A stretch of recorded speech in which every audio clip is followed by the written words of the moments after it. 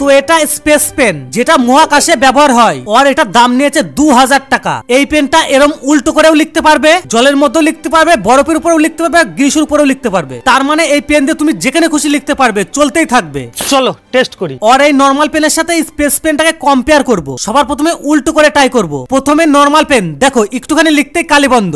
এবারে space pen, দেখো এটা লিখেই যাচ্ছে। গাইস এটা উল্টো করে তো সত্যি করে কাজ করছে। এবার আন্ডার ওয়াটার টেস্ট, এর জন্য এসেছি ওয়াটার পেপার। প্রথমে ট্রাই করব নরমাল পেন, বাহ একটুখানি লিখতেই দেখো আর লেখা হচ্ছে না। এবার ট্রাই করব স্পেস পেন, ও মাই গড একই অবস্থা, জলের মধ্যেও সেই চলছে। এবার এক্সট্রিম টেস্ট করার জন্য ওরে বাবা, প্রথমে পেন দুটোর ইংটাকে ঠান্ডা করে নি, তারপর পেজটাকে বরফের উপর দিয়ে লিখতে স্টার্ট করে দিলাম। গিয়া বল পেন গিয়া, কেবলমাত্র বরফের উপরে লিখাবে স্পেস পেনই। লাস্ট হলো এবার মোবাইল টেস্ট। চলো এবার টেস্ট করি। পাঁচ দিয়ে লিখতে যখনই মোবাইলের মধ্যে লিখলাম, দেখো দুটোই শেষ। দাম 2000 টাকা। কমেন্টে বলো দুটো পেনের মধ্যে কোনটাকে 10-এর মধ্যে কত দেবে।